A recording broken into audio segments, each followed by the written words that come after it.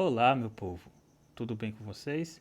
Espero que todo mundo esteja bem e espero que todo mundo esteja preparado para mais uma aula de biologia e a gente vai dar continuidade aos nossos assuntos de animais. Hoje a gente vai ver um novo grupo de animais chamado de Platelmintes, tá? Esses animais são conhecidos como vermes achatados, certo? Então, no senso comum, a gente tem o conceito de verme. Então, um verme é qualquer animal que apresenta um corpo alongado, tá? Esse corpo pode ser achatado ou não, e apresenta, ou melhor dizendo, não apresenta pernas. Porém, esse tipo de classificação, esse tipo de conceito, a gente não pode utilizar como um conceito para classificar uma espécie, certo? A gente lembra que a gente falou das aulas passadas de classificação. Então, não posso utilizar um corpo alongado sem pernas como características para classificação. Mas a gente pode falar isso de uma forma mais geralzão, certo? Então, esses características não têm valores taxonômicos, ou seja, não se encaixam dentro da classificação dos animais. Então, eles são conhecidos como platelmintes. Então, platis quer dizer achatado e helmintes vermes. Então, eles são vermes achatados, certo? Então, eles apresentam simetria bilateral. O que isso quer dizer? Eu posso cortar o animal em duas metades, direita e esquerda, e essas duas metades elas são semelhantes, certo? E apresentam um corpo achatado. Então, pelo nome já está dizendo que os platelmintos, perdão, são vermes de corpos achatados, certo? Então a gente encontra esses animais tanto em ambientes aquáticos, de água doce e água salgada, e em ambientes terrestres. Pode ser também de forma livre, certo? Eles são livres, solitários, ou alguns são parasitas que a gente vai ver mais na frente, certo? Então eu vou falar a organização do corpo tomando por base, perdão, um organismo que eu conheço como planária. Então, a planária é um platelminto e a gente vai falar da organização deles com base nesse animal. Então, esses animais, eles são triplásticos. O que é isso? Ser triplástico é ele apresentar três tecidos ao longo do seu desenvolvimento. Então, quando ele está se desenvolvendo, ele forma três tipos de estruturas que a gente chama de tecidos embrionários, que são a ectoderme, a endoderme e a mesoderme, certo? Eles são os primeiros a apresentarem esse tipo de organização e são acelomados. O que isso quer dizer? Ele não tem nenhuma cavidade dentro do corpo a não ser a cavidade digestória, certo? O sistema digestório. Fora essa cavidade, ele não tem mais nenhuma. Então tá aqui, a gente vê aqui, ó, o corpo dele é formado por três camadas, tem uma camada externa, uma camada intermediária e uma camada interna que envolve o sistema digestório. Então, não tem nenhuma cavidade a mais, só essa daqui, certo? Então, esses animais, eles apresentam uma nova estrutura que a gente pode que vai ajudá-los a interpretar melhor o ambiente. Então, esses animais vão apresentar um gânglio cerebral. Então, os neurônios vão estar mais organizados que nos quinidários. Tá? Então, vai ter um sistema nervoso um pouquinho mais avançado, certo? Daí eu vou ter uma região que eu posso chamar de cabeça, certo? E essa região que vai entrar em contato com o ambiente, certo? Então tá aqui, ó, a região da cabeça. Eu posso ver aqui no desenho, vocês podem ver aqui no desenho que tem essa estruturazinha mais azul escuro. Então aqui vai ser a representação do sistema nervoso. Ele tem um avanço em relação aos quinidários. Eles apresentam uma estrutura que a gente pode chamar de cérebro, tá? Um cérebro bem primitivo. Então, esses animais, principalmente de vida livre, eles possuem muco. Esse muco é uma substância gelatinosa que vai facilitar tanto a movimentação na terra como a movimentação na água. Já está sabendo que a gente tem animais aquáticos e terrestres. Esses aqui têm os dois tipos, aquáticos e terrestres, certo? A digestão desses animais, ela vai ocorrer dentro de uma cavidade. Eles ainda têm um sistema digestório incompleto. Só tem uma boca e eles capturam o alimento, engolem o alimento, fazem a digestão. O que é bom, eles aproveitam. O que não foi digerido, eles eliminam para fora pela boca. Alguns organismos parasitas não têm sistema digestório. O sistema digestório é ausente. Tá? Então a gente tem a boca, uma faringe, que é um tubinho que vai levar a um intestino. Então eles capturam o alimento, engolem, digerem, absorvem os nutrientes e joga fora o resto pela boca. Certo? Então a gente tem tudo aqui, ó. A boca, a faringe, ela vem para fora, uma faringe que chama de irreversível, e está aqui o intestino, que são esses saquinhos que a gente tem aqui. Então vai ocorrer a digestão e os nutrientes vão ser distribuídos pelo corpo, certo? Já falei para vocês que o sistema digestório é ausente em parasitas, então a gente tem que as planárias são geralmente carnívoras. Tá? Se alimentam de pequenos animais, certo? E espécies parasitas se alimentam dos nutrientes dos hospedeiros. Tá? Como eu falei para vocês, espécies parasitas não têm tubo digestivo, o tubo digestório, melhor dizendo. Então, tudo que não for digerido vai ser eliminado pela boca. Então, eles engolem o alimento, fazem a digestão. O que não for digerido nem absorvido sai pela boca. Não tem ânus. Okay? O ânus só vai aparecer no próximo grupo que a gente vai falar. Então, eles não existem. Quanto à respiração, à circulação e à excreção, eles não têm um sistema respiratório próprio. Então, o corpo deles é muito pequeno. Então, por isso, dá para fazer tudo por difusão. Então, tem uma troca gasosa. Então, o oxigênio ele é absorvido e o CO2 ele é liberado pelo próprio corpo do animal. Não existe um sistema circulatório, certo?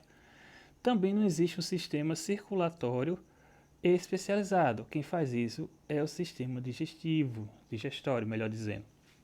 Então, todos os nutrientes são distribuídos pelo próprio intestino.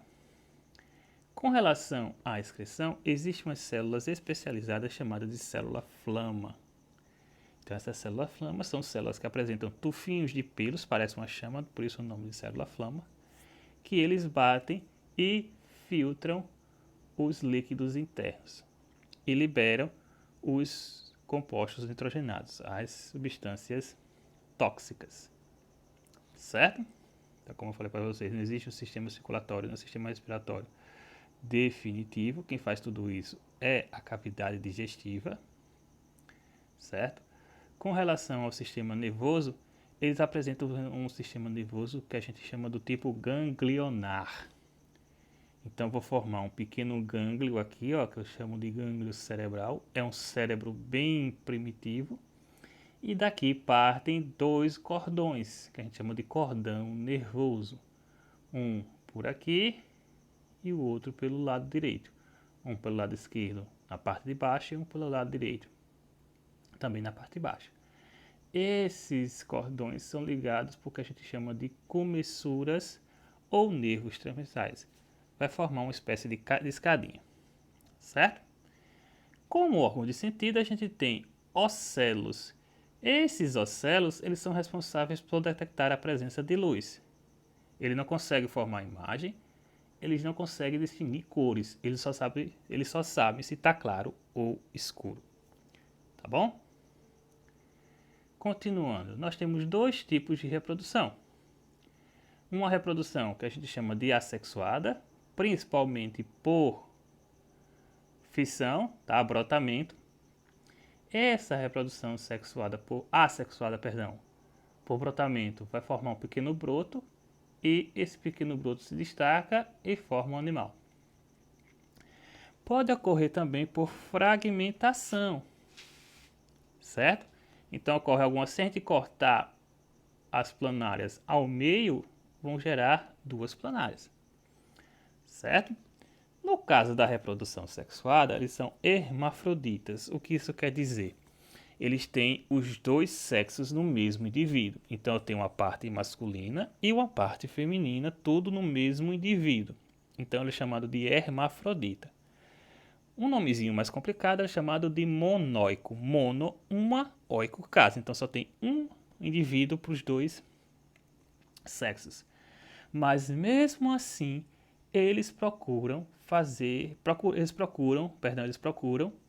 parceiros. Então a fecundação ela é cruzada, não existe autofecundação, certo? Porque a autofecundação ela é ruim. Tá ok? Nós, com relação à classificação, a gente tem três grupos, certo? O primeiro grupo é chamado de turbelária, que são as planárias, que são essas aqui que eu acabei de falar, certo? Existe um grupo chamado de tremátoda, que é responsável, ou que tem como representante, o Schistosoma mansoni, que é causador da esquistossomose, tá? E um grupo chamado de cestoda. Esse grupo de cestoda tem um indivíduo muito conhecido chamado de tênia. Então nós temos a tênia, que vai causar a teníase, que é uma doença que a gente vai ver daqui a pouquinho. Então a classe tubelária ela é formada pelas planárias, que são animais de vida livre, geralmente aquáticos ou terrestres, certo? Então nós temos esses organismos aqui, que eu acabei de falar aqui de forma geral, são os turbelários, são as planárias. Tá ok? Então tá aqui uma. Isso aqui é uma planária marinha. Certo? Então vamos falar da classe tremátoda. Então, esses tremátodas são vermes parasitas. O que isso quer dizer? Então, um parasita é um organismo que invade outro organismo e causa prejuízo a esse organismo que ele invadiu. Então, ele é chamado de parasita e o organismo que abriga esse parasita é chamado de hospedeiro. Então, a gente tem dois tipos de hospedeiros aí. Um hospedeiro que a gente chama de definitivo e um hospedeiro que a gente chama de intermediário. O hospedeiro definitivo é aquele hospedeiro que vai carregar os adultos. Então, vai ter uma reprodução sexuada no hospedeiro definitivo. O hospedeiro intermediário é aquele hospedeiro que carrega formas juvenis, formas imaturas, ou no caso onde o verme ou parasita vai ter uma reprodução assexuada quando existe. Tranquilo? Então vamos lá. Então eles têm uma forma foliácea, cheio de ventosas, são parasitas intestinais que vivem no intestino dos seus hospedeiros e essas ventosas auxiliam na fixação dos animais desses parasitas no intestino, certo? Então eles também têm uma proteção a mais que é chamada de cutícula. Essa cutícula vai evitar que os sucos digestórios do hospedeiro digiram ou destruam os tecidos do parasita, certo? Então vamos lá. O mais conhecido desses representantes é o Schistosoma mansoni. Esse Schistosoma mansoni vai causar uma doencinha que a gente conhece como esquistossomose, certo? Então tá aqui o bichinho. Então eu tenho aqui, ó, ele na vida real e ele num desenho. Isso aqui é o macho, que parece uma casca de banana aberta. Parece uma canoazinha. Então dentro da canoa vive a fêmea. Então eu tenho aqui, ó, o macho e essa aqui é a fêmea que vive dentro do macho. Nesse espaçozinho aqui que forma dentro da canoa. Certo? Como ele vai se formar? Certo? Então eu tenho aqui, ó, o adulto, os adultos, vai ter a formação de espermatozoides e óvulos que vão se fecundar e formar ovo. Isso aqui acontece no intestino do hospedeiro, no caso aqui um homem, certo? Forma-se o ovo gera uma larvinha que a gente chama de miracídio. Esse miracídio entra dentro de um caramujo chamado Bionfalaria, que vai se modificar em uma larvinha que a gente chama de cercária. Essa cercária, ela vai penetrar na pele da pessoa, vai cair no sistema circulatório. Quando chega no intestino, ele começa a se desenvolver e vira um adulto, e aí começa o ciclo. Forma-se ovos, sai o miracídio invade o caramujo chamado de bionfalária. Essa bionfalária, dentro da bionfalária, o miracídio vira cercária, a cercária sai da bionfalária, penetra na pele do hospedeiro, cai na corrente sanguínea e o ciclo continua. Continua. Certo? Então, principais sintomas da exossomose: lesões no fígado e outros órgãos. Isso vai causar hemorragia, porque ele dá um passeio pelo sistema circulatório. Ele vai causar alguns danos, certo? Vai dar inchaço, certo? A esquistossomose também é conhecida como barriga d'água, porque eu tenho uma grande retenção de líquidos na região abdominal, tá? E vai dar náuseas, vômitos, certo? Pequenas hemorragias, como eu falei para vocês, e por aí vai, certo? Então a gente tem o nome de barriga d'água, beleza? Então, para prevenir essas doenças, a gente tem que ter, basicamente, saneamento básico e tratar os doentes, tá ok? Próximo grupo a gente tem o Cestoda. O Cestoda, ele é também um grupo parasita, que ele também vai parasitar no ser humano o sistema digestório, o intestino, tá? Então, o Cestoda também vai causar uma doença que a gente chama de teníase, ou conhecida popularmente também como solitária, tá? Então, vamos lá. O corpo dele, ele tem uma estrutura que chama de Scolex, que pode ser comparado à cabeça dele, é a cabeça dele, tá? E estruturas segmentadas chamadas de proglótides. Então eu tenho aqui, ó, o Scolex e os proglótides. Então, parece o rolinho de papel higiênico, não tem as marquinhas? Então imagina que isso aqui é um rolinho de papel higiênico e tem as marquinhas onde a gente corta, e essas proglótides também são destacáveis. Elas, quando estão maduras, elas se autofecundam porque não tem outro organismo para ser parceiro sexual. E aqui forma cheio de ovinhos. Esses ovinhos são liberados junto com as fezes, tá? Então, como eu falei para vocês, o principal é a tênia. Nós temos algumas tênias, a tênia solis e a tênia sanguinata. E elas vão causar uma doença chamada de teníase. Então, como é que acontece isso? Então, eu tenho aqui o adulto. O adulto vai se autofecundar formando os ovos. Os ovos